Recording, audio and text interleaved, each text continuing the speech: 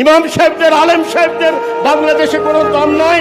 আপনারা সুদ করে কথা বললেন। বাংলাদেশের প্রেসিডেন্ট হলো বড় ডক্টর ইউনূস, সবচেয়ে বড় সুদখোর হলো ডক্টর ইউনূস। সে আপনাদের রাষ্ট্রপতি, সেই রাষ্ট্রে কি করে ইসলাম প্রচারিত করে? আমাকে হারাম খাওয়াতে আসছে, আমি তার মুখের ভিতরে পিস্তল ঢুকায় গুলি করে মারছি 1974 সালে পটুয়াখালীতে। আজকে ইমাম সাহেব, আলেম সাহেবদের যদি দাম দিতেন তাহলে পরে আপনি দেখতেন বাংলাদেশ কিভাবে চলত। 97% তো মুসলমান, ডান দিকে ভারত, বাঁ দিকে ভারত, এদিকে বার্মা, চারিদিকে কুফরি শেরেকি। কে বলতে ভাই শেষ করেন? না না, কে বললো শেষ করেন? কিন্তু বেয়াদবি করেন না ভাই, দেখেন না তাহলে মানুষের সাথে বেয়াদবি করা চরম শয়তানের অনুসারী, ওটা ইবলিসের বাচ্চা।